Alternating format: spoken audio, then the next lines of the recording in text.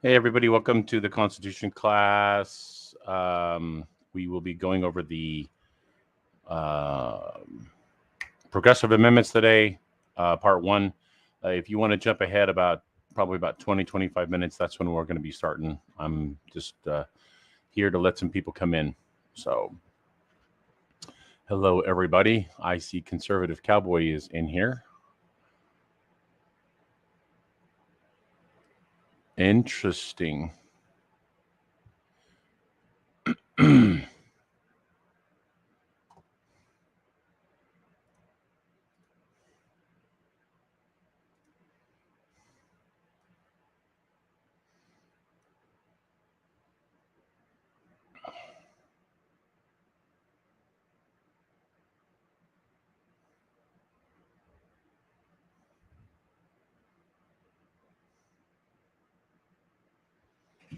Uh, Thank you, Tracy.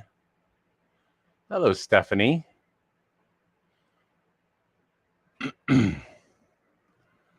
I appreciate that. Hey there, Amy.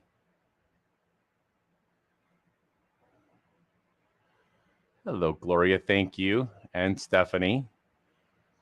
Did you see my text message, Amy?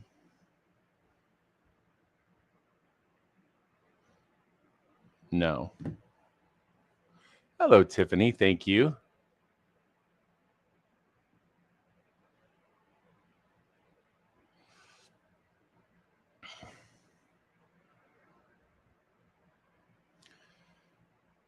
I appreciated the gay dolphin, Amy. That was the man riding the gay dolphin, or the gay guy riding the dolphin with the rainbow wake.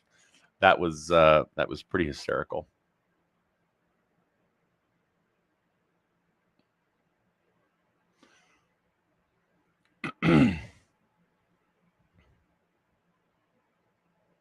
Mikhail Gorbachev, the final leader of the Soviet Union, has died. He died on Tuesday evening after a serious and prolonged illness from Moscow. Freaking communist.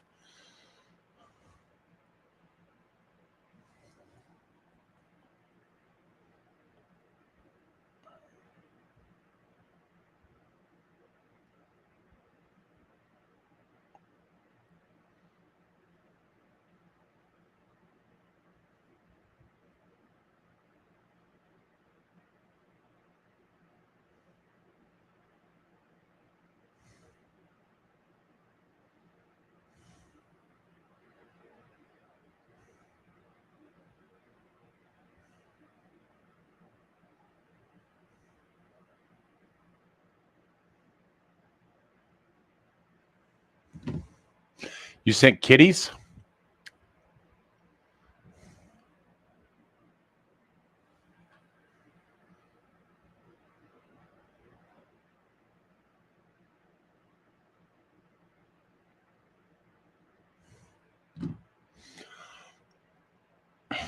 Let's see. We got 13 people here.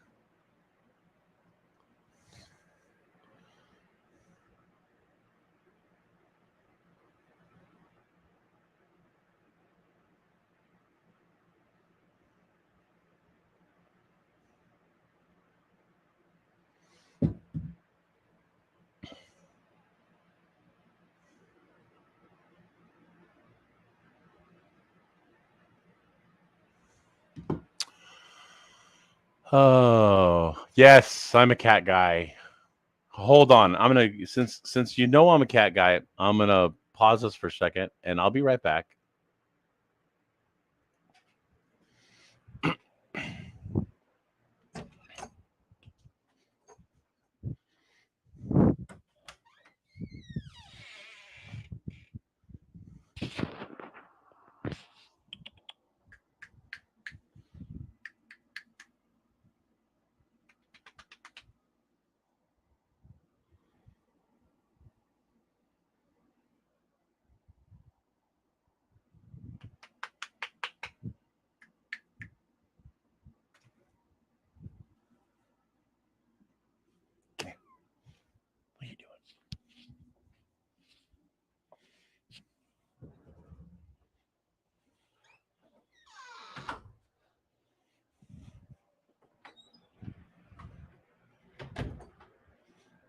You want to be on camera, buddy?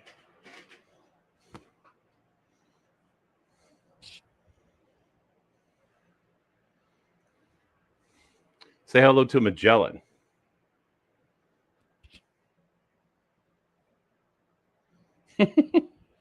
I knew.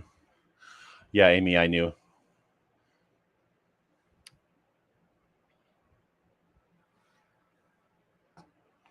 Come here, buddy.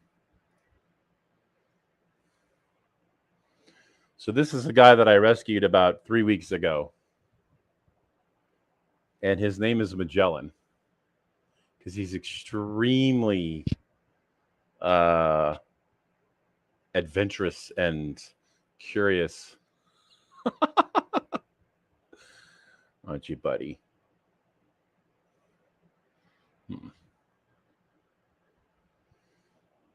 Hi. And he loves me.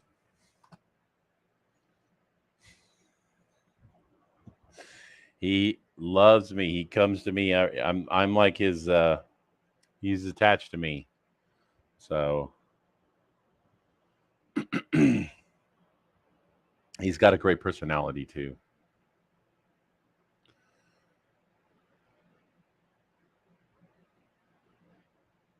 Yeah, it's fine if you want to. I don't care. Citizen, that's fine. Come here, buddy. Come on, let's put you back. All right, hold on. I'll be right back. Come on.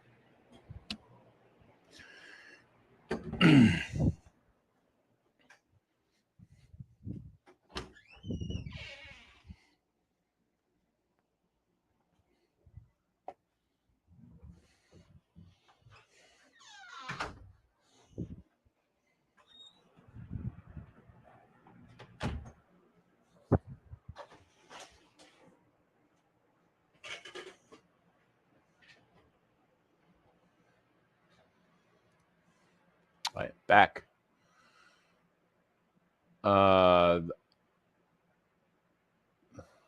President Trump won that election. Yeah, I saw you put that. I saw you post that earlier, CC. I hadn't seen that. I will look for it.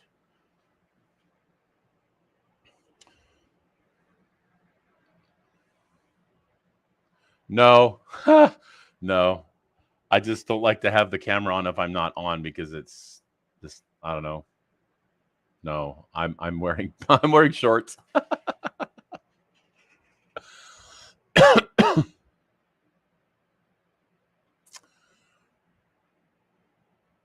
So I don't know if you guys knew that I went to Dallas this weekend to the event, the what was it, the Reckoning Fest, and um, it was really good. It was really good. I had I got to have some good one-on-one time with Juan O'Savin. Well, not one-on-one time, but it was really interesting. We got to go to so I got there on Friday. And yeah, exactly, Tracy. I got there on Friday and I connected with David Nino and we went to he had a buddy. There was another guy there that I hadn't heard of. His name was, I guess, Billy. He was like the guy who was doing the music. And I had no idea how that he had like written music for Bon Jovi. So uh yeah. Exactly, conservative cowboy. Exactly. The so we all go to eat, and when we're done eating, I guess Juan kept bugging David to get David to come out to the Ted Nugent concert where Juan was. So anyway, we get there, and Juan has I guess Ted Nugent's wife was out there to meet us with passes, and we all got passes. Yeah, I'll get to that, Gloria. Um, so I got to the they brought us in. Hey there, Warhamster. Give me a second. We got into the concert, and they walked us down in between the barrier to where the front row was and the stage, and they literally put us between the in between. And Ted's like, "Oh, looks like we got some important people coming in here." So I was literally sitting right next to the freaking speakers and without any earplugs at this time. But Juan was there, and so was Jennifer Mack. And I looked over to Jennifer and I said, "You have earplugs?" And I said, "Can I get some?" And she said, so she hooked up. She got me some earplugs, and she got earplugs for all of us because I would have been deaf. I would have been deaf. I think my ears are still ringing now from from that concert. It was so loud. But we got to sit there and watch Ted do about. We watched him do about 6 songs, and then we got out of there or a little bit early. But that was definitely an experience that I'll never forget. But yes, Juan did give me some intel. Be ready for October. Actually, if you really want a good idea of kind of the things, like a concise things, go find the DEF CON 5 Josh Reed DEF CON 5 show that Juan was on from like 2-3 days ago. So that will give you he kind of touches on a lot of different things there. So anyway, sorry, Warhamster, what's going on? Not much, man. How you doing? Good. I was telling the story about about the concert. I think I told you the story about the concert the other night. Yeah, I knew you were going. When you said Ted Nugent, I knew you were talking about. When you said Ted. So it was yeah, it was an amazing experience.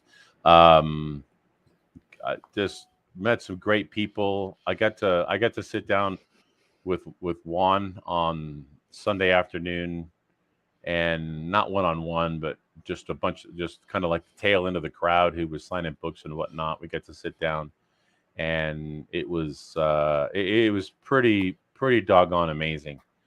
He said he told me some things that I didn't know, specifically about Richard Nixon.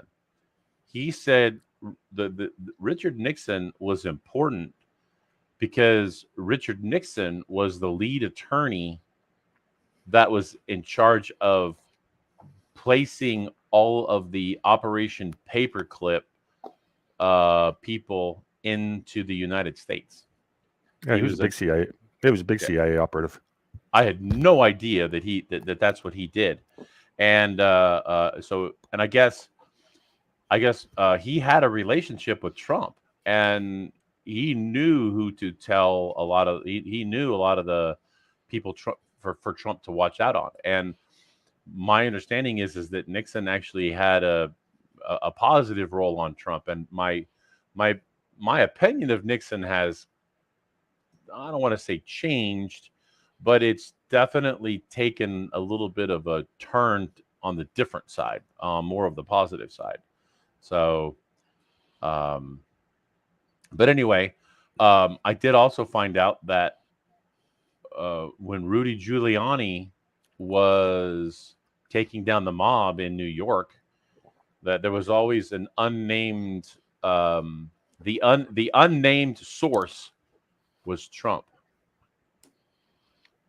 Interesting. I don't think I came away with what I've learned about Nixon with a positive view of him. The guy's deep, he's CIA all the way. I understand that. I understand that, but I think he did something that caused him to 258, Tracy. I'll say 258. So why is everyone trying to steal my number? Did you well, speaking of global events, you hear about Mikhail Gorbachev passing away today? Yeah, freaking communist. No, he wasn't. Well, then not the way most people would mean it. No, he was a globalist operative. He was put in place to install perestroika, and perestroika was designed to crush the Russian economy. It did exactly what it was intended to do. That's how you had a decade of anarchy there. The oligarchs got to make all their money, seized all the assets. Well, okay, so I don't know if this is true or not, but if anybody has ever read the book, Behold a Pale Horse. That's a great one.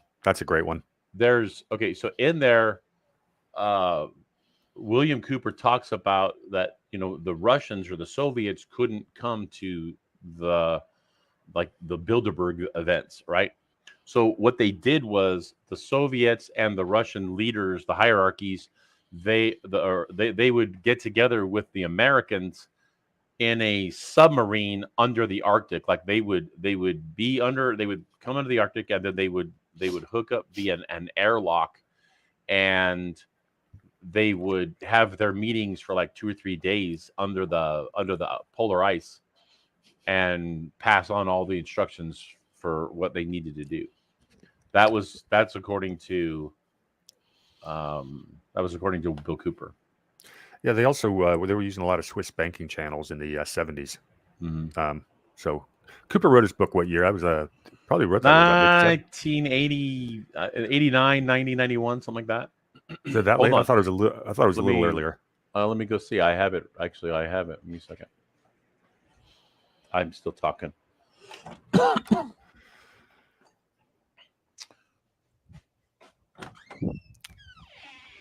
Hi, buddy. What you doing? He must be talking to a cat. Oh, you didn't see him. The new kitty. Yeah, I saw that.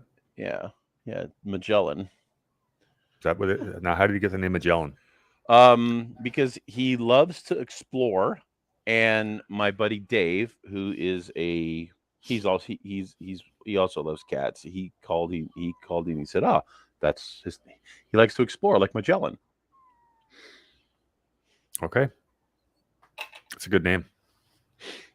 So, yeah, I thought that was a very fitting name. Hi, buddy.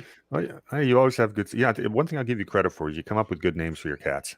I do, actually. If you guys have never seen if you've never seen a picture of Cindy, I'll show you a picture of Cindy and Kennedy, and I'm curious to see how many people recognize the reference of why her name is Cindy.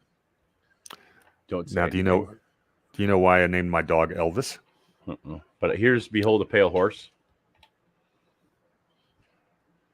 Let's see.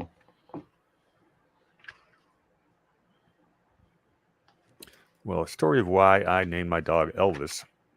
This is the 2011 World Series. The Texas Rangers were playing, and Elvis Andrus Game 2, single-handedly won the game, but both with his bat and glove. Next day, I got my dog, so I had to name him Elvis. 1991. Okay, well, you nailed that one. I had thought it was older than that. So one thing that people don't know is, or most people are unaware of, is that he was he was Navy intel. Okay, he was Navy intel, and he had a highest level clearance that you could possibly have. It was which was called a Q level clearance. Anyway, he tells a story. He said that he was. Okay, so here is a picture of Cindy and Kennedy.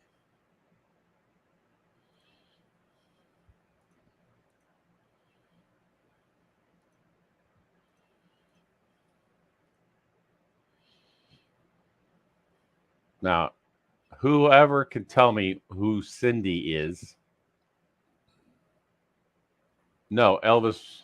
No, not Elvis was Navy intel. I'm talking about Bill Cooper, the author of Behold a Pale Horse. Elvis Presley's still alive, and he's on an island with Bruce Lee and a few others. Can anybody tell me which one Cindy is and why her name is Cindy? Ooh, I know this one. Well, of course you do. I'm waiting in the comments, but nobody is saying anything. I'll give him a couple seconds. Well, I think there's a little bit of a delay too. Yeah, I don't know how long the delay is. Yeah, it's still weird. I know I wasn't here last week. Sorry, everyone, I missed you. Here, I'll actually give a little bit. Yes, very good, Tracy. And why? Because spot. Cindy Crawford. You guys got it right. That is Cindy, and then Kennedy is the other one. Yep. So hey, last 2 weeks ago when I was here, and it started happening again. Like Doug or you will be reading something in the chat that doesn't show up in mine. Have you seen that happen? I have not. Okay, I don't. And it's I 2:58, don't. so I might be late. Well, we already picked 258, buddy. You should have picked another number. But now Tracy's got her 259 alive. Well, then I guess I'll go with 3. Well, you can't do it. It's too late now. You have the deadline got cut off. You don't get to participate this time. These are the rules. All bets got to be in by 2:55, just in case he shows up early. All right, Joey. That's good to hear that I'm not the only one. I'm trying to figure out why the feed I don't get to see all the chat. And it happens like once a show. You'll be reading something and I'll go, "Where's he getting that?" All right. Yep. Exactly the same. And I love Max. Jennifer, I love that cat. He's awesome. Now, have you met Max in person, or is that just seen Oh pictures? yes, I've met Max in person. Okay, so I when I was coming home from Dallas yesterday morning, I was in the parking lot at the hotel, getting into my rental car at like 6 o'clock to drive to the airport, and there was a cat in the parking lot who was coming up and was super friendly. Totally reminded me of Max. And I'm like, I looked around and somebody said, yeah, he's just out here, he's super friendly. And I was like, nobody claimed him. I literally like stopped for a second and I pulled up my phone and I'm like, okay, what are the requirements for bringing an animal on a plane? Cat And napper. I couldn't find anything, so I'm like, dang it. Okay, well, I have to let him go. But see, I love it how your first instinct every time you get a cat is to take it home instead of to find the owner. You are a cat napper. Well, we were out in the middle of like there was no houses anywhere near us. I think you should have missed your flight, gone to the animal shelter, and found its home. No. Okay, so you no, I don't think you understand, War Hamster. There's there is an absolute overwhelming amount of people who are letting their pet their animals go. Like they're just taking them and dropping them off and letting them fend for themselves. Is that a recent phenomena, or more so than they used to? Very recent, and the only reason I know that is because one of my good friends is the head of animal control here in Beaumont, and he talks to people. He talks to animal control guys from all over the county. Interesting. Do they have an explanation for it? The economy. People can't afford them. People are losing their houses. They're losing their houses. They're losing. They can't afford them. The thing is that the animal shelters are not. They're not putting cats down. They're not putting them down. What they're doing is they're fixing them and then releasing them back out. That's not what they're supposed to be doing. Yeah, if I couldn't take care of my dog, I'd find a happy home for him. That would be my number one mission in life. That's just you can't just abandon your dog. That's bad form. I'd be like, be almost. Oh, I actually, there are more animals that I love than people. Well, they're more loyal. Don't have to worry about integrity issues. Yeah, animal. Let's see. What did you say, Jen? A friend has an animal shelter. She's got so much right now. Animal activists are going. What do you mean? Animal activists are going crazy on her? Talking about PETA? Yeah, but for what? But for what? Why are they going crazy? Because she's because she has too many animals. Probably. But I mean, how is that her fault? Check that out. 13 stray cats, bee lady. That's a lot. Imagine the racket. Yeah. Yeah, cats. We don't get stray cats, Brian. She has to put some down. Is she putting them down, Jen? I'm gonna call you. We don't get a lot of stray cats in my area because of the coyotes. The cats don't last too long in the wild. Oh, okay, so this is going to sound horrible, but we have too many around here, kind of like what D Lady is dealing with, and I'm deliberately leaving them out at night in hopes that nature will thin the herd because we've got so doggone many.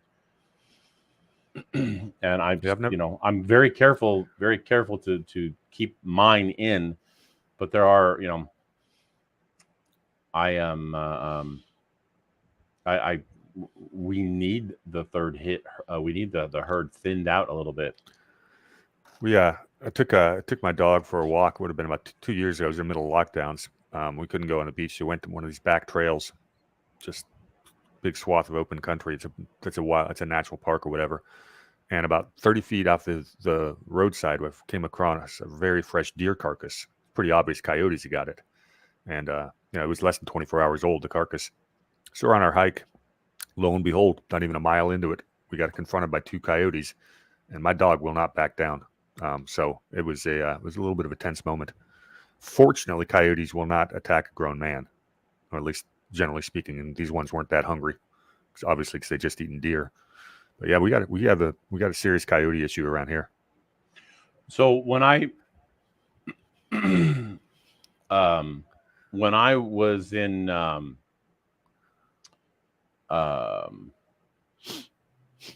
I lived in Virginia for a year in 2010, 2011, and they had a really big problem with the deer. Like as time has gone on, there are less people who are hunters, so the deer are overpopulated, and one of the biggest problems is the deer get into the middle of the road, and when people are driving in the back, there's not freeways like in California. There's not freeways. It's a lot of back roads, and we had the guy, there was a guy who lived near us who was an auto body guy, and he said his biggest source of revenue is from animal strikes, and it was because of the overpopulation of deer. Yeah, that's a problem in a lot of places. I have an idea that problem will be that problem. We won't really have that problem in this after this winter. There will probably be a thinning of the herd. I'm as I understand it. What are you predicating that on? The information that I'm hearing from people about the lack of oil additives for diesel. I'm hearing that we're going to have a severe diesel shortage, whether it be DEF fluid, diesel, the additive for the diesel. Oil. That's been out for. Yeah, we've known about that one for a few months. I don't know if anybody. But we haven't experienced it yet. When we're out and the trains and the trucks can't run, there's not going to be any food being delivered. Well, everyone should just buy a Tesla then. Yeah. Ron DeSantis was getting a little bit of grief today because he just put about, I don't know, it was like $70 million towards a fleet of electric buses. But it wasn't as bad as it sounds because the money was from a lawsuit against some trucking company, and it was class action. And the judgment said the money had to go towards reducing the use of diesel fuels. So we'll let DeSantis off the globalist Great Reset hook on that one, but still.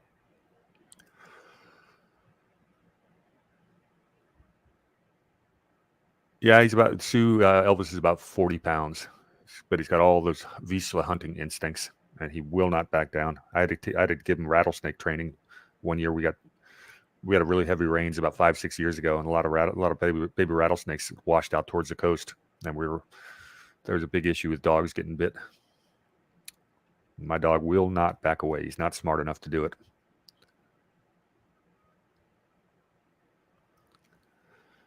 Doug did text. He said he'd be about 2 minutes. There he is. 8 minutes ago. I had to take care of business when I walked in the door. So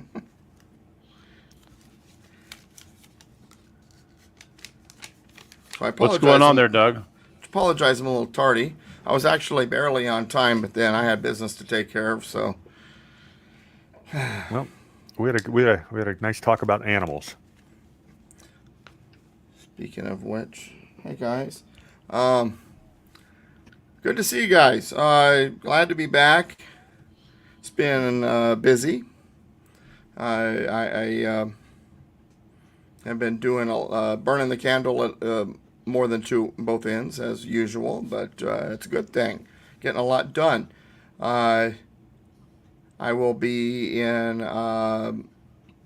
Let's see. No, I don't know what I do with my schedule. I will be in starting meeting parents for a homeschool class I'm going to start teaching on Thursday, so I'm looking forward to that. I leave Fallbrook with that at 3:30, so I will be probably early for my yard house visit there in Carlsbad.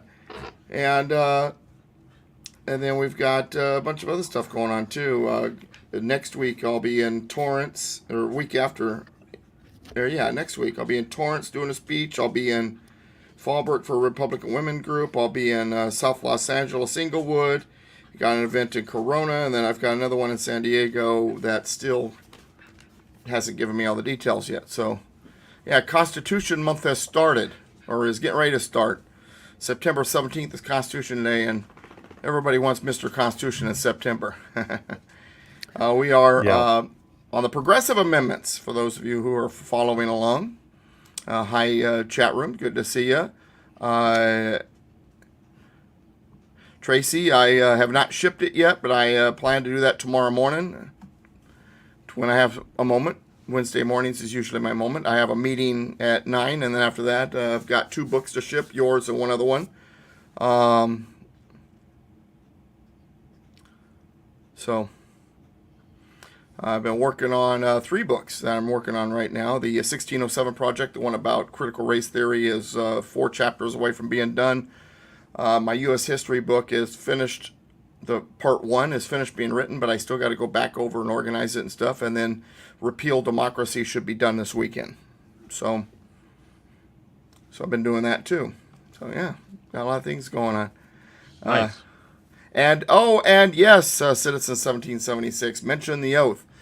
Every year we, let me thank you, Citizen 1776, better known as Andrew.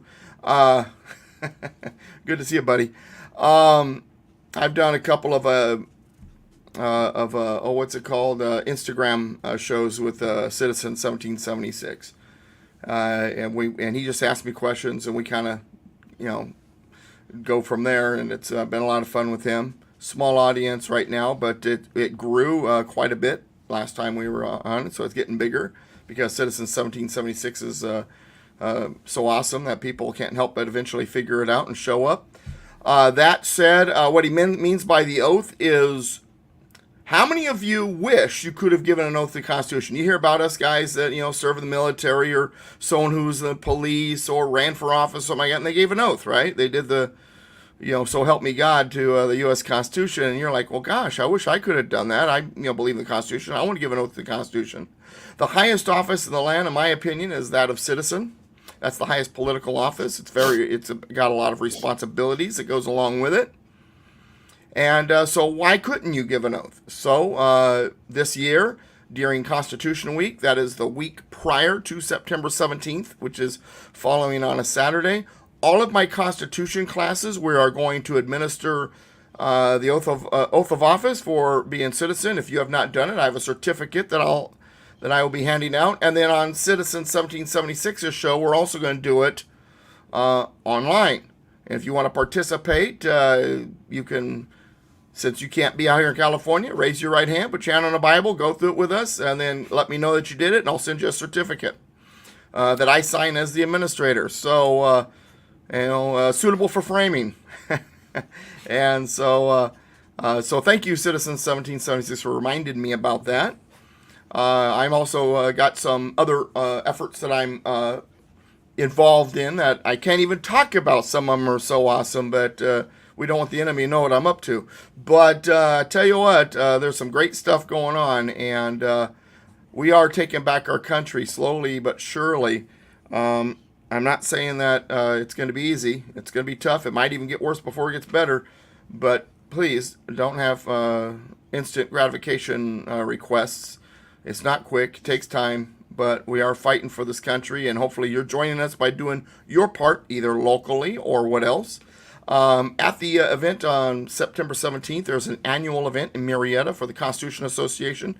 Tickets are available if you're in Southern California. It's on Constitution Day, 5 o'clock, 5 p.m. in Marietta. If you go to any of my websites, there's a link at the top of the page, on the main page, for you to get tickets if you want. $65 includes dinner, speakers, and we've got some great items that are going to be available for you to get in an opportunity drawing. One of them being an autographed copy of The Creature from Jekyll Island by G. Edward Griffin. The gentleman who filmed the video, Bill, that filmed the video of me interviewing him, sent me a picture, just sent me a picture today of G. Edward Griffin signing that book. So I'm going to print that picture and put it with the book. So you're going to have not only the signature, but you're going to have the image of him signing it if you get that copy. We'll have some other stuff also available. One of the things I'm working on, the company has been kind of difficult to deal with because they don't like my address, is an ammo can with We the People on it and all that jazz. So we've got some neat stuff that we're going to have. So if you want to go, September 17th, go to politicalpistachio.com, douglasvgibbs.com, or constitutionassociation.com. douglasvgibbs.com, politicalpistachio.com, or constitutionassociation.com. There's an Eventbrite link for all of those, on all of those pages for that event on September 17th. We've sold about half the tickets. We've got about 50 remaining. And so act fast if you want to go. All right, enough of my advertising and all that jazz here at the beginning. And I spent a quarter of an hour being late and doing that. So it's quarter after, but hey, you knew it was coming eventually, right? All right, Well, yes, Doug, sir? that just means it's 15 minutes less of me being angry today because of Yeah, no What do kidding, you get it? because you know what we're talking about. get to a minute. Yeah, nothing gets Get to a War minute Hamster makes me come out of angrier. my ears. Nothing gets War Hamster angrier than the Progressive Era, especially 1913 and the wonderful, beautiful, magical, unicorn, utopian things that came out of that year. Yeah. Yeah, don't you feel as safe as those football players with the extra padding on their helmet during? I don't know if you saw that during practice. This year, in addition to their helmets, they got like this puffy paddiness, whatever. I'm like, really? It's football, dude. But anyway, If they want to make football safer, go back to leather helmets. People will have to learn how to tackle again. or go without helmets. Well, leather's fine. I played Well, rugby. rugby and Australian rules football. I wonder. I haven't researched it, but I'm willing to bet you they have a lot less cases of concussion than American football.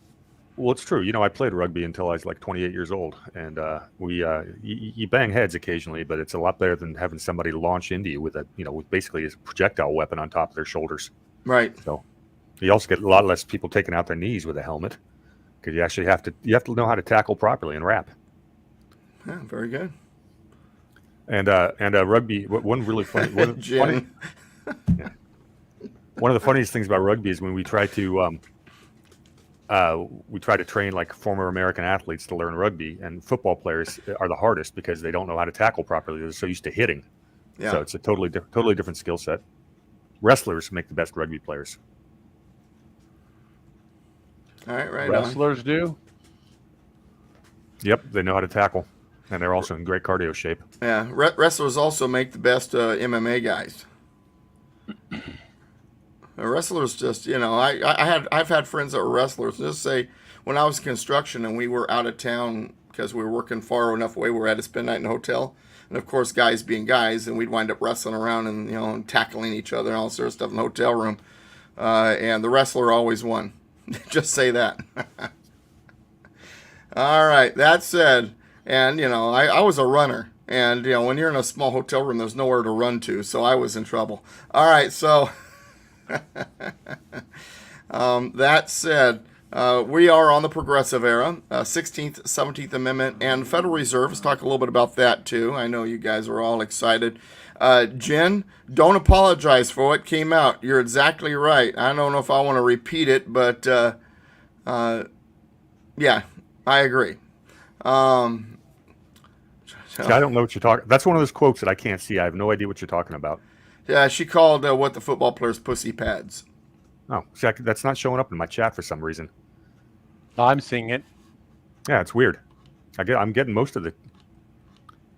The FBI's gotten his chat, and he's now being shielded from what might hurt his feelings. Possibly. All right. But I don't want to talk about the Federal Bureau of Incompetence. Let's get back to the 16th Amendment, 17th Amendment, and Federal Reserve. So, it's funny because I saw a meme the other day that the left likes to put around. It says, conservatives love the Constitution so much they want to change it. And what they're referring to is getting rid of the 16th, 17th Amendment, things like that. Of course, they also believe we want to get rid of the 14th Amendment, and that's not necessarily true. I don't want to get rid of the 14th Amendment. I just want it to be interpreted properly. But nonetheless, 16th Amendment, 17th Amendment, Federal Reserve, progressive era. So let's do a little history here. Let's set this up first. We're going to talk about income tax. We're going to talk about a republic and how the houses of Congress were populated. And then we're going to talk about, one of War Hamster's and Ron's favorite subjects, bankers. And so, but we'll get to that near the end. And it's funny because War Hamster, it's all your fault. I blame you. I am now saying almost regularly, all wars are banker wars. Banker wars. Yeah, so I just want to say it's your fault. You've infected me. I've been infested with the War Hamster virus. Where did that term come from? You want to explain it real quick? I believe it was Smedley Butler. No, he wrote War's a Racket. Okay. First time I heard all wars are Baker wars, and it's an outstanding video. It was done by bear with me, I'll remember his name there in a second. Oh, come on, I got it linked here. Where is it? I'll tell you where it is before the end of the show. I got to find it. Let's not just okay, here it is.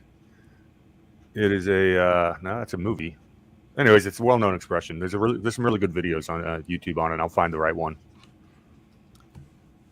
But I don't want to distract anymore. Yeah, and as for the channel, we're talking that's going on in the chat room with Citizen 1776. Fridays, 5 p.m. Pacific, I've been getting together with Citizen 1776, and I was basically telling them not everybody is as able to perform the internet gymnastics that it takes to figure out Instagram. And so I suggested that we also make that get together once a week on YouTube. So he has now set up a YouTube page, and not that we're trying to copy anybody, but we're going to use StreamYard and do it live. But it's a little different format than what we do here. He's just asking me questions, what the average person's going to ask. We're just going through stuff. So it's not going to be going through the Constitution line by line like we do here. But it's definitely going to be something I think worth watching on Fridays at 5 p.m. Pacific or later, because it will be on YouTube. It'll be available. I have enjoyed the couple of episodes with him. But anyway, so getting back to now Banker Wars and everything else. This all ties together. It's all a part of the same effort. From the very beginning, this idea of consent to the governed, this idea of the government serving the people, this idea of a republic where it's not completely democracy, it's a mixture so that the tyrants can't control things, that was a threat. That was threatening to the powers around the world, to the powerful families, the powerful groups, the nobles, the people who believed they were the ruling elite. And by America succeeding doing that, that made it even more dangerous, because then their citizens might start saying, gosh, can we have that too? And it had to be squelched as fast as possible because it was costly, not only in power but in money. And because the Americans also did something else. The Americans originally had said that Congress was supposed to coin money. After going through a couple of central banks, we got off of that. We took that IV out of our arm, or we got off of that bad drug habit of having a banking system, got back to the Congress creating and regulating the value thereof of money, and we grew faster than any other country in history, in my opinion. Now, that said, this idea of liberty, this idea of consent to the governed, so on and so forth, and not having the central banks controlling things, why, that just was unacceptable. And so they started a scheme, they started a plan, and here's the thing about central banks. In other words, let me rephrase that. Here's the thing about, what's it called? Creating money out of debt. Because basically, in other words, you borrow and that's how money gets created. Lending. And the thing is about that is when you start borrowing from a central bank to put money in the system, what you're doing is you're creating debt. And with that debt comes interest. You got to be able to pay that. And the income that the federal government was receiving wasn't very large. In the 1890s, federal spending was about 3 to 4% of the gross domestic product, GDP. It's right around 25% of the GDP today. If they're going to be spending more, and part of that is on interest for money borrowed, they're going to need to change the revenues setup. They need to increase, or at least what they think is, to increase the revenue. But it also does something else. By increasing that revenue, the plan was, because it was through taxation, also be a nice tool for controlling the people and assisting the Federal Reserve in controlling the economy. So money needed to be taxed in a much larger manner. There needed to be more revenue to afford the interest.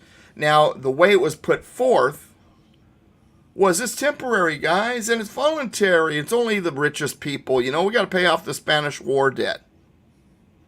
Spanish-American War debt. And what's interesting is, Skousen wrote this, Cleon Skousen wrote an article about this, is the 16th Amendment originally wasn't by amendment. They tried to do it legislatively. It was called the Bailey Bill. And the Bailey Bill was basically soak the rich was the moniker that they're using, the motto, the saying, the propaganda tool. Soak the rich. Everybody's, always wanting to, soak the rich and wealthy and powerful because, they just don't pay their fair share. Sound familiar? And so that's what they did with the Bailey Bills. The Democrats wanted to put it out there. They figured, though, that it probably wouldn't get passed, but it would be a great tool for the next election. Because when the Republicans rejected it, that would then show that they were in the pockets of the rich. Well, the Republicans decided, instead of voting against the Bailey Bill, they would try a scheme that actually played right into the hands of the left. They had planned that when the Bailey Bill had failed, they would then propose an amendment for an income tax. The Bailey Amendment was an income tax on the richest people in the country. They knew that the Republicans would reject it and it wouldn't become law, so then they would then use it as a tool not only for election, but also to get an amendment, which ultimately would be the 16th Amendment, to change the way taxation is performed. The Republicans then put out the 16th Amendment, though, thinking, hey, if we could put it out there and the states will reject it, there's no way the states are going to approve such a thing. Then we could say, hey, we rejected the Bailey Bill because we're just following what the states want. That was kind of the plan. But it played right into the hands of the left. The progressive left had already planned on proposing an amendment and there were infiltrators in the Republican Party. There were progressives in the Republican Party. Matter of fact, most of the Republicans were proudly progressive. Remember Teddy Roosevelt, first progressive president? He was a Republican.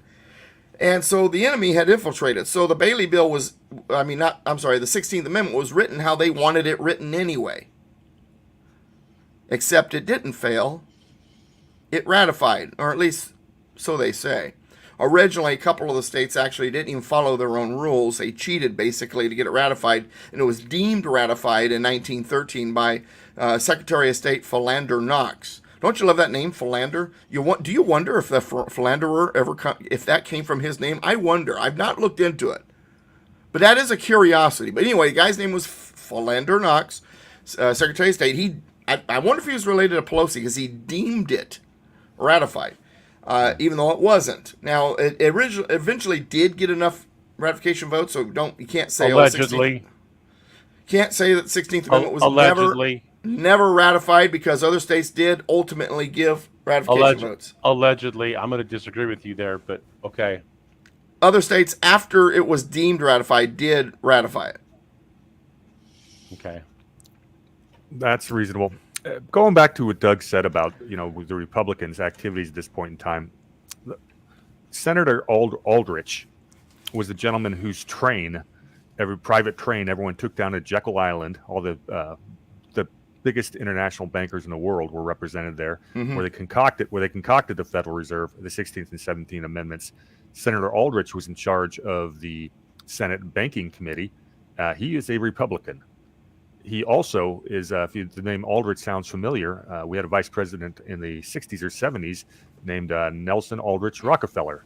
The two families married, the Aldriches and Rockefellers were in-laws. They married into each other. So that was your Progressive Republican Party in 1913. Yeah, the Republicans were, now, that's why Howard Taft kind of ticked off the party.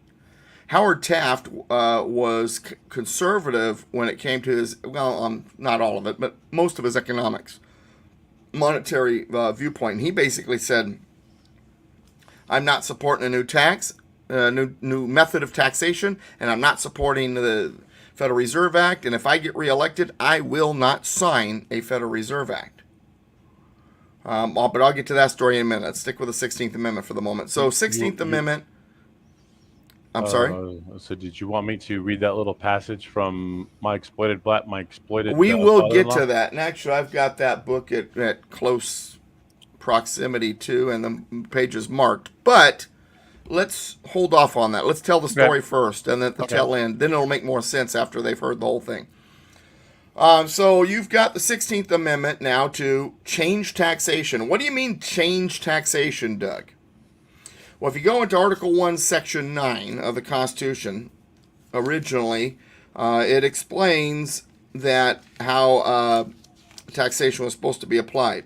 And it says that no capitation or other direct tax, let me get there, there it is, shall be laid unless in proportion to the census or enumeration herein before directed to be taken. So what's the enumeration or census got to do with it? Well, if you go back now to Article 1, Section 2, it gives a little more explanation. In the 3/5 clause, the 3/5 part has been eliminated, but the rest of it was still in play. Representatives and direct taxes shall be apportioned among the several states, which may be included within this union, according to their respective numbers. So, the taxation was apportioned to the states. Now, when the Constitution says states, it means the government apparatus, not the people. And the government apparatus was charged with paying the income tax, and it was based on their numbers. In other words, in the census, what their percentage of the total population was, that was the percentage that they paid. For example, right now, according to the census numbers, of course, I think this includes illegal aliens, but that's beside the point, California's population is 11.9% of the total population of the United States. So if under this old method, then California would pay 11.9% of the total federal budget, or at least the budget that's left over after it's paid for by things like tariffs and fees and all that. But before doing that, the state, unlike us, would look it over for two reasons. Number one, because they actually cared what the budget said, unlike most Americans. And number two, they could decide not to pay something. What's the federal government going to do to one of the members of the contract that created the federal government? Put a lien on them? Arrest them? No. They can do that to us because we're individuals that can't fight back in that manner. But the states They are the parties to the contract that created the federal government. So when the federal government says, here, I've got a budget, it wasn't a dynamic like we would think. It was, hey guys, can we get the money for this, please? This is our request. The federal government wasn't in charge, the states were. The federal government with its budget was requesting from the states money for what it wanted to spend money on for those things, and the state could say, well, I've read your proposal, and see, this is unconstitutional and that's unconstitutional. Try again. We're not paying anything until you get rid of those items. And that would happen. And there were times where states refused to pay their tax until the budget was correct. I remember one time, I can't remember the gentleman's name. Bear was his last name. I can't remember his first name. But Movie Guide. I receive emails for a Movie Guide. And it's basically a Christian movie critic, basically. And I had a lunch, or actually dinner, with he and his wife, along with a couple of other friends of mine, a local friend of mine, Bob, and I, and a few other people, and because this gentleman was out to speak at an event, and got to know him, got talking to him, and Mr. Bear, the creator of Movie Guide, constitutionalist like me, and I mean, he was well studied. I was stunned on how much he knew. I wasn't there to teach him anything. He was actually kind of taking me to school a little bit. But nonetheless, his wife, I don't know how this happens, where you can have extreme opposites on the political spectrum, or at least sort of opposites. I don't know what I would do if my wife was like a screaming crazy lefty or Hamilton fan or something like that. But anyway, so this gentleman's wife, she loved Alexander Hamilton. She worshipped the ground that Alexander Hamilton walked on. If it wasn't for Alexander Hamilton creating the central bank, she told me, the American economy would have never gotten off the ground, and we would still be in the Stone Ages economically. I'm like, wow. Boy, you talk about someone who's got a love affair for Alexander Hamilton. And so we're talking about the method of how the taxation used to be paid. She says, yeah, but some of the states, they wouldn't pay their part of the tax. We had to go to the 16th Amendment so we can get our tax money. And I'm like, well, did you think maybe those are reasons states didn't pay their share? So, well, yeah, because they didn't want to pay their fair share because they were cheap and this and that. And I'm like, no, it's because they believe that spending to be unconstitutional. And I will quote, her response was, well, that's not their call. That's the court's call. I thought you might get a giggle out of that. I'm like, okay, let's talk about judicial review now. But so this is the attitude of, these people. The taxation was paid by the states. The idea, and so why do you change it? Well, Jefferson, I've been looking for the quote. I can't remember where I read it now, and I've been looking for it for a week and a half because I want to resource it for a book I'm writing. But at one point, I remember reading that Jefferson said that if you directly tax the people, there will be no limit to how much they'll be taxed. Not those exact words, but essentially that. And that's true. I mean, how are you going to stop it if they're directly taxing you? How are you going to say, whoa, wait a second, you guys are overdoing it? Oh, really? We got an orange jumpsuit for you. We'll put a lien on your property. No problem. That's how the IRS functions, right? But if you're a big, giant state, you're the state government apparatus, and you're saying, we're not paying that garbage. Try again. What's the federal government going to do about it? It's a great system that made sure that the federal government spending remained within constitutional bounds, or at least what the state legislatures viewed as constitutional bounds.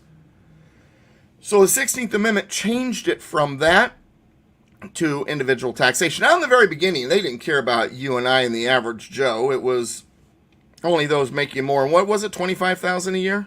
I think it was. So the equivalent, I think the equivalent was like $250,000 in like $2020. Oh, it was. Yeah, it was. Well, it was a lot of money. It was a lot of money, but it wasn't. $25,000 in 2020 was like, that was in 1913. or 1913. That was a lot of money. If you're talking If you're talking about 1913, the dollar's depreciated 97%. So you can do the math Wow. from there. Well, anyway, so the amount was supposed to be for the rich. Soak the rich, soak the rich. That was the claim, right? And they would pay it at the end of the year. And so 16th Amendment went into play, and that's what they did. Well, how did it wind up coming to us? Well, one of the problems is the way it's worded. It really is open-ended. It really gives them the opportunity to play with it as any way they want. It was written in such a general manner. The Congress shall have power to lay and collect taxes on incomes from whatever source derived. See, and here's the thing. Prior to that, income really didn't mean wages. Now, I've seen old definitions that say wages was, but for the most part, when it came to taxation, wages were like gains, like capital gains, dividends, things like that. That's what income was. Wages was not income. Wages is you're trading time for money. But income, to define income back then, was basically to say, well, did you gain? Was it a gain in value, dividends, something like that? And that's what the rich were being taxed on, their gains. But once we got into the Depression, and the government is desperate for money, especially since, with all that borrowing from the Federal Reserve, their interest is going sky high. They got to figure out another way to tax. They got to get it out of more different people.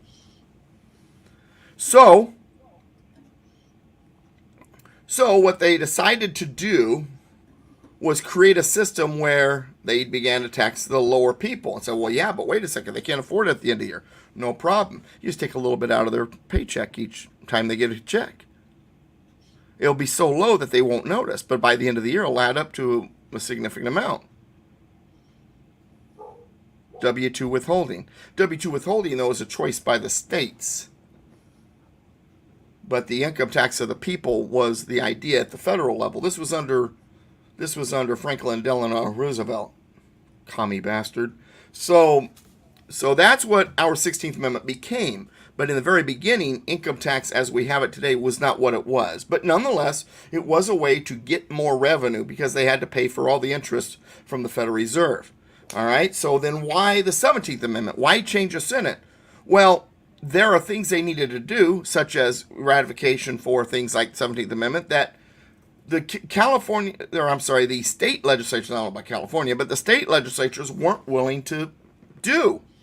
And the senators were the voices of the state legislatures, and the state legislatures' appointment of the senators were primarily done by people representing the rural areas, the farmers, the people who work the land, and things like that. They're not going to be thrilled by garbage like this. So the Senate, they knew they weren't going to get the senators they need. So that what they needed to do was get a little of their own corruption in there. The big corporations and the wealthy power people to get their people in there. But how do you convince a public to support a move that would allow the wealthy and powerful to put their people in office? Well, it's easy. You accuse the old method of being a method that allows the wealthy and the powerful to put their people in office. That's that's the exact same logic they used to pass the Federal Reserve Act. Yeah. Is basically the banks had been failing. We'd had all these runs on the banks throughout the 1890s and the 1900s and aughts, and the same people that ran those banks irresponsibly are the ones who proposed the Federal Reserve System. And they said, we have to pass this so we don't have those runs of the banks that we just created in the first place. Yeah, So, and then the boom bust cycles really got going. Big giant roller coaster ride. And so the 17th Amendment, once again, like 16th Amendment, originally was deemed ratified, even though, once again, some shenanigans went on during the ratification, but ultimately other states did ratify it, and so it was ratified in the long run, but at the time it really wasn't properly ratified when it went into effect. Once again, that's a long story. In the long run, there were 9 states that never ratified the 17th Amendment. 2 of them weren't states yet, Alaska and Hawaii. 6 of them didn't ratify for various reasons. Virginia, Kentucky, South Carolina, Georgia, Florida, and Mississippi. And one state said, oh, hell no. We reject this. We want nothing to do with it. Utah. And Utah then was judicially forced to comply once it was put into effect. And that ties into a different story for a different time that I'm not going to get into right now. So you got your 16th Amendment, you got your 17th Amendment. Why? So that they could tax the people directly, and that way there'll be no limit how much they could tax. So that they could pay, partly so that they could pay the interest on all the money they're borrowing for this new Federal Reserve. And then you need to change the Senate so that it'd be easier to get the stuff you want through, progressive bills, because the Senate will no longer be a problem because you'll be able to get your people in, because democracy is the road to socialism, as Karl Marx once said. Democracy clears the way for the wealthy and the powerful to put their people in office. You know why, right? See, if you've got to convince an entire state legislature to put in your guy, that's a lot of people to bribe. But see, if you have a candidate, and all you got to do is just pump a lot of money, as the wealthy and powerful, just pump a lot of money into that one candidate, find someone who'll do exactly what you want. He's got great hair, a great smile, and lots of money behind him, so his campaign is unbelievable and just gives this incredible push. And the people go, whoa, that guy's awesome. Look how good his campaign ads are. And he's got a lot of them. He must be popular. And actually, it's just rich and powerful money behind him, right? And so that's how the rich and powerful get their people in place. It's through democracy. They needed to make the Senate more democratic. So they had to move it away from the state legislatures and towards democracy. And that's what they did. That way, the Federal Reserve would run the way they wanted, and there would be nobody to stop it. Because their people would be in the Senate, and there'd be plenty of money because of this new way to tax to pay for the interest. Okay, Warham suggests something? Yeah, and then in one fell swoop, the original checks and balances were the states were supposed to be the checks on the federal government, and the people were supposed to be the checks on the states. With one fell swoop of the 17th Amendment, the states lost all their sovereign power. Well, quite a bit of it. They had no ability to say no to the federal government. Yeah. Well, exactly. Well, through the 16th Amendment, they found their ability. They lost their ability to have oversight over the budget, and through the 17th Amendment, they lost the state legislatures lost their ability to serve as oversight over the legislative process, the treaties, and the confirmation of those who are being appointed to office in the federal government. So, let me tell the part that'll make everyone's steam really come out of your ears. In 1913, this horrible year. Well, 2 years prior to that, the first two tax-free foundations in America were created, a new legal entity. And the first two were the Carnegie Foundation and the Rockefeller Foundation. They put their own money, generational wealth, behind tax-free foundations 2 years before hitting the rest of us with an income tax. Thanks, guys. Appreciate it. It was almost like they saw it coming. It was almost like they knew or they planned it or something. Not that I would ever say such a thing. There's the book that Ron was talking about, FDR, My Exploited Father-in-Law, Curtis B. Dahl. You want to read it, or you want me to, Ron? Go ahead. All right. I only have the picture of it. I don't actually have the book. Okay. My book is in pretty bad shape. You can see the little marker here. I've got this page mark. Mine is falling apart. Well, mine is kind of too. Yeah, that's what mine's doing. But I'm fairly careful with it. But here, this is on page 137. Page 137 of this book, FDR, My Exploited Father-in-Law, an intimate account of the man, the regime. I like that, the regime, and the legacy by Curtis B. Dahl, who was his son-in-law, married Franklin Delano Roosevelt's daughter. And Curtis B. Dahl was, well, I think one of the good guys. He comes across as such in this book. He exposes, and he's from a powerful family too. And so he was privy of different things. And the account I'm getting ready to read, it was a young man who had worked at as a messenger boy at the Democratic National Headquarters that relayed to him this story. He had so this person who had relayed this to Curtis B. Dahl had seen it with his own eyes. Yeah, there's no other documentation though for it other than this that I know of, but I believe it to be true. So this is interesting. You want to see first of all, a little bit about Woodrow Wilson, a little insight on Woodrow Wilson, a little insight on Teddy Roosevelt, a little insight on how leftist the Democratic Party was at the time, and also whether or not all of this stuff was in the plans. Occasionally on a Saturday morning in the summer of 1912, it reads, Bernard Baruch. Bernard Baruch was a big banker guy. Think J.P. Warren Morgan Buffett. type. Think Warren Buffett. I mean, Okay. not. I'm just saying that was the type of man that's who he was. Okay. Would you say maniac? No, I said that's the type of guy he was. Oh, I thought you said type of maniac he was. No, well, I think I said man he was. Oh, but okay. Whatever. Well, he was a maniac too. All right, so occasionally on Saturday morning in the summer of 1912, Bernard Baruch would walk into the Democratic headquarters with Woodrow Wilson in tow, and this is in quotation marks, leading him like one would a poodle on a string. You talk about a great optic. But anyway, I continue. Wilson would be quite solemn-faced in appearance, dressed in dark, formal clothes, having just arrived in New York from Trenton. According to my friend, Wilson would be given his special indoctrination course in politics by several of the top advisors assembled there. The course consisted chiefly of outlining to him and his agreeing in principle to 5 things. Number 1, aiding and pushing the projected Federal Reserve Bank legislation through Congress when Paul Warburg approved the final draft of the proposed act then being worked on. 2, aiding in changing the method of electing U.S. senators by establishing a direct vote of the people, which provided more control over the Senate by the professional politicians. 17th Amendment. 17th Amendment. Doesn't that just make your... See, remember Warhamster earlier talking about getting mad? You understand, right, now, as I'm reading this? Yeah.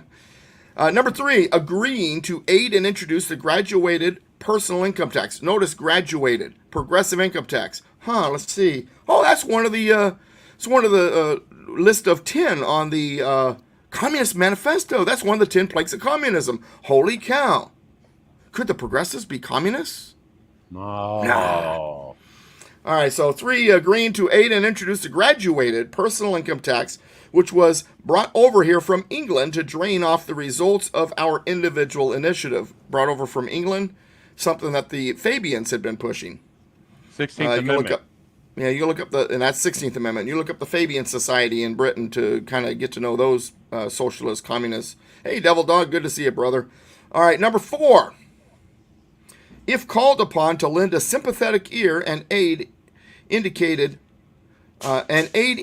policy if war should break out in Europe. Yeah, they saw World War I coming, and no Serbian prince had been shot yet.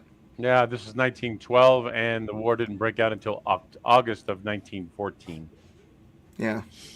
Yeah, the other way of saying that, Ron, is the Federal Reserve Bank was created in 1913 when the United States has been at war almost every year since. All wars are banker wars. And number 5, and I love this one because the way it's worded is hilarious. To lend a thoughtful ear to recommendations made by policy in respect of filling key cabinet posts.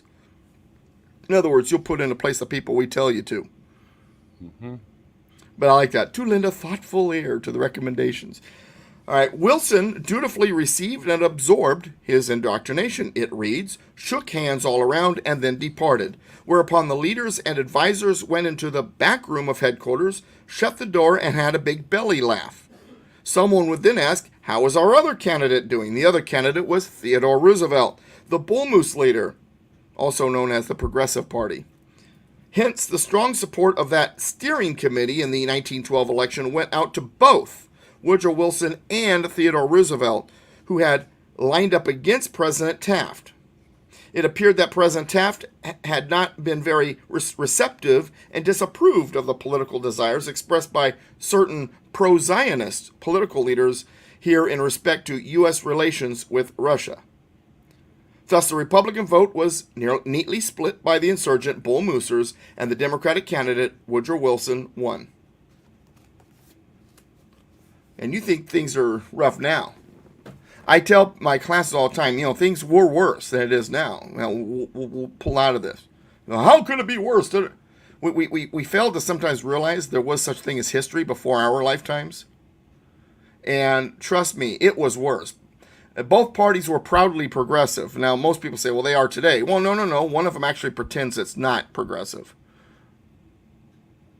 But anyway, so that's the 16th and the 17th Amendment. Now, 16th Amendment I kind of explained. Let's get more into the 17th Amendment. Let's explain it a little bit more deeply with this few minutes left, and then take a little bow and tie it nicely with the Federal Reserve.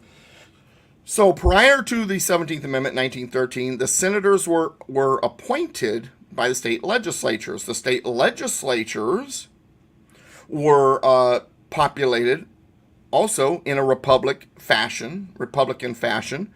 The members of the State House of Representatives here in California, we call it an assembly, as is and was the House of Representatives, voted in by democratic election based on districts that were figured out based on population. And of course, the areas that had the larger populations would have more members of that piece of legislature, that body. Just like with the House of Representatives, the population centers have more representation in the House of Representatives. The U.S. Senate, being 2 per state, appointed by the state legislatures. The state Senate, they were appointed by the county legislatures, a handful of which were bicameral, and they were 1 per county. This was to enable the rural areas, in other words, the minority, the areas with less population, to have a good-sized voice in that body. So if that was the case, and imagine your state right now, how different the state Senate would be if it was 1 per county. Here in California, that would be huge. We joke every time there's a presidential election because if you look at the election by county, it looks like the Republican won by a landslide. It's basically Los Angeles, the Central Coast, Sacramento, and the Bay Area that really wins the vote here in California, and everybody else's vote just kind of doesn't matter. Now, when it comes to 1 per county in California, that would mean then that the state Senate, rather than being dominated by the Democrats, would be dominated by the Republicans. And we would hope, if there wasn't all the fraud and rhinos, that Republican body would actually act in a manner that's closer to the Constitution. We would hope. So if that's the case, and the state legislatures are appointing the U.S. senators, suddenly that dynamic changes. You have a Republican House in the state Senate. You have a Democrat-led House in the state Assembly. They're going to have to compromise. 1 U.S. senator for each party. How many other states other than California would that be the case? You would have close to 3/4 majority in the U.S. Senate if that was the case. If we went back to the old way of doing it at the state Senate. That state Senate got changed. Here's what's shocking to people. In the grand scheme of things, it's a relatively recent event. 1964, Reynolds v. Sims. Alabama did it the old way, and they got sued because it wasn't very democratic of them. And so they got sued, the Warren Court, and for those of you who are my age and older, all I got to do is say Warren Court, and you know the answer to the question, right?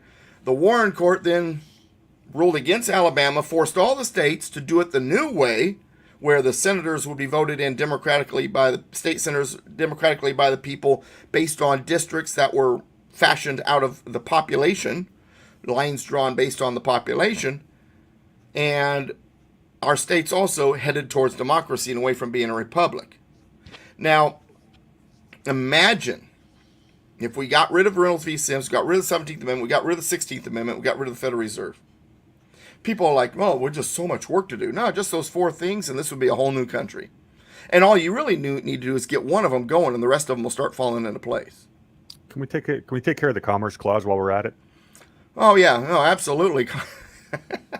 Well, we talked about the Commerce Clause before, but real quick, what he's referring to is Commerce Clause. Originally, the federal government had no business being involved in any commerce crossing state lines unless it was out of order, unless there was a dispute. And if you look at Article 3, and Rohrhamster made this observation a while back, and I've definitely took notice, is if you, excuse me, if you look at Article 3, yes, there's no Dr. Pepper today, so sue me.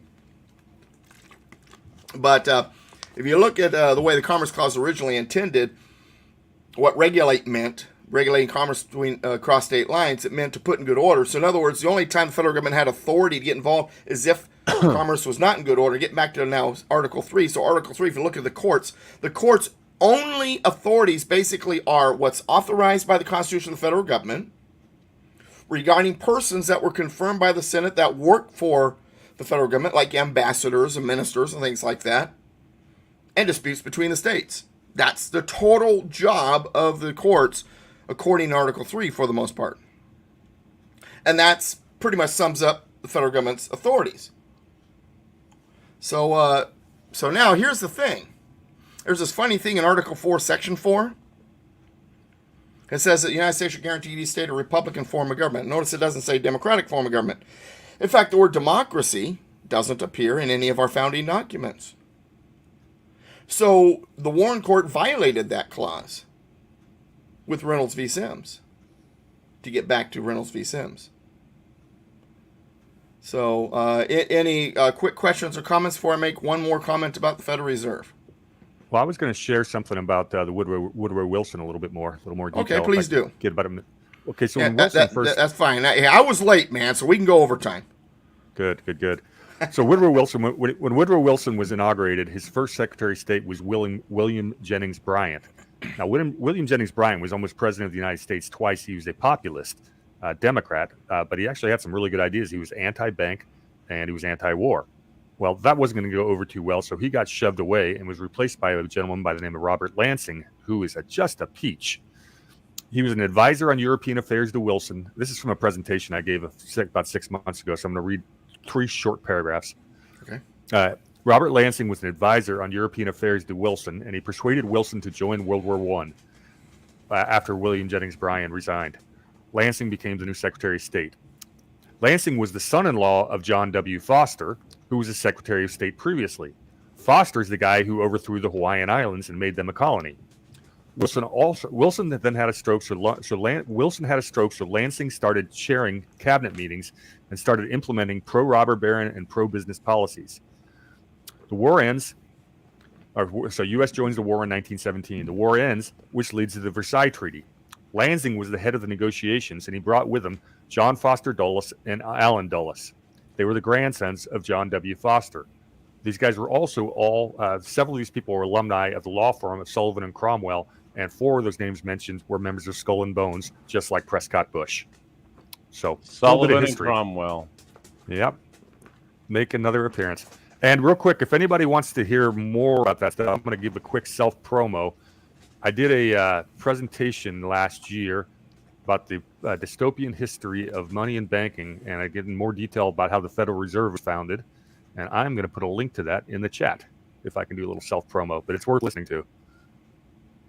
Now, was this one you did online or one you did in Carlsbad and recorded it? That's one of the ones in Carlsbad, when you were missing from class and somebody had to represent. Okay. Once we get going on the Constitution again there, I would like to start recording those if we're not already doing it. Absolutely. Okay. Now, so we got the 16th, got the 17th Amendment. It's now final words on the Federal Reserve. So how has the Federal Reserve performed? What has the Federal Reserve done since it was created? Well, it's given us some wonderful gifts. One of them was the Great Depression. The Great Depression, some people will argue, no, it was Smoot-Hawley. It was all those tariffs. The Great Depression, the signs of it and and what was going on in our economy began before Smoot-Hawley. Smoot-Hawley just simply added fuel to the fire. It was like throwing gasoline on a campfire. So Smoot-Hawley didn't help, but it was not the cause of the Great Depression. The Federal Reserve was through its artificial manipulation of the system and by its devaluation of the dollar. We have seen since then boom-bust cycles, and we've been experiencing quite a few of those lately right here, haven't we? You have this big housing boom, crash. You have this big other boom, crash. You have all these bubbles that suddenly burst. That's all because of the Federal Reserve. And Milton Friedman has a great video out there. It's a short video, and somebody sent to me not recently. I'd seen it before, and he basically says, hey, inflation is caused by government, by the Federal Reserve. by too much spending and by putting too much basically money in the system. It is not caused by any of these other causes that they claim. So if Warhamster, by you, and I know he just jumped his picture off for a second. Do you by any chance, are you familiar with the video I'm talking about? Yeah, inflation is always and necessarily a monetary phenomena. That's almost the exact quote. I mean, but he kind of gets into it, and Milton Friedman is one of my favorites, by the way. So now, who used to be a socialist? Well, a lot of the best constitutionalists and conservatives were. Mm-hmm. Then they like have that holy crap moment in their life. Mm-hmm. Did you have something more, Hamster? No, I was just gonna say he started out as a Keynesian, and then he started learning, or he had very similar ideas. Yeah, when he says Keynesian, that's Keynes, an insult. Yeah, you got Keynes' economic theory and the Austrian economic theory, von Mises. Are you not, Doug? Are you not going to Orange County tonight? Yeah, I am. Oh, okay. It's 4:04. I just making sure you saw the time. Yeah. Well, it takes me an hour and 10 minutes, so I can leave as late as 4:35 and still get there by like 1:45. But I do like to get there a little extra early. But I want to wrap up the show with this, just because this is one of my favorite people. I throw this quote out there every once in a while. One of my favorite quotes. I'm going to leave you with this quote and then do my usual sign-off. William F. Buckley, one of my favorite people in history, William F. Buckley, who said this: liberals claim to want to give a hearing to other views, but then are shocked and offended to discover that there are other views. One of my favorite, one of my favorites. So that all said, yes, we are in the fight. Yes, we have to be all a part of this. Participate. Being a republic is a required participation sport. Doug, can I just say something real quick about William F. Buckley? Are you aware that William F. Buckley was a member of Skull and Bones? No, I was not. Yes, he was. In fact, Ron, I remember when we were digging into Skull and Bones last year. I think we found that we shared that list and we couldn't believe it, and we started looking into him deeper. So, and then I wonder if he just came to his senses and said bye-bye to that kind of thinking, or what? You don't come to that you don't come to that conclusion after you've been in Skull and Bones. But he did. We'll debate this offline. He's one of the best conservative minds in the quotes that I've read anyway, and things I've read. Oh, I'm not saying that he hasn't said some amazingly awesome things on the conservative realm, but I'm just saying he was a member of Skull and Bones, and to me that taints him. Just my opinion. Doug, I'll Thursday I'll come to you with some information about Buckley that may give you pause. Okay. Yeah. Ron and I dug into him last year. It was a pretty fun non-waste of time. It does not listen, my only objective is the truth. And I'm with you. I have no problem with that. My only objective is the truth. And I am stunned, but then again, so were you probably. Yeah, I was. That one did come as a surprise. So, anyway, not to slander anybody, but I'm just saying it is what it is. Yeah. As a matter of fact, if I can plug myself one more time on my channel, please do. There's a video I did called "American Fascists" that talks about all those things.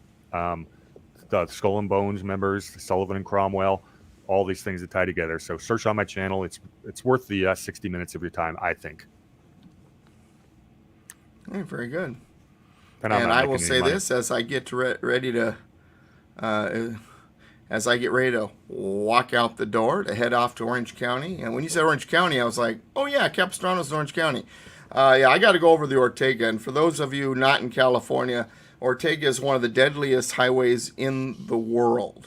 It does this. People say, well, don't you think it's dangerous? Well, not if you don't drive like an idiot.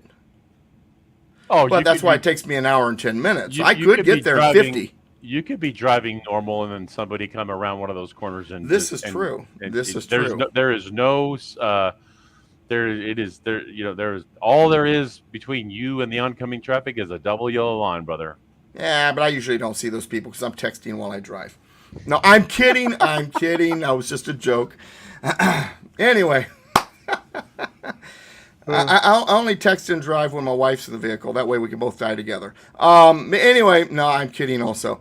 Good to see you guys next week. We are going to continue through the Constitution. We will have the 18th Amendment, which is prohibition.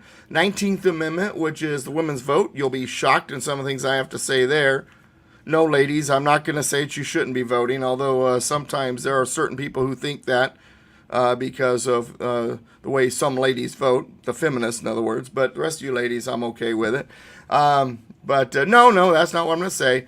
So we have 18th Amendment, 19th Amendment, 20th Amendment, 21st Amendment. 20th Amendment changed, it tackled the presidential election issue, and then the 21st Amendment repealed the 18th Amendment prohibition. So we'll talk about all that next week. So united we stand, combined we kick butt. God bless America, my friends. God bless you. We'll see you next week. See you guys. Thanks, everyone.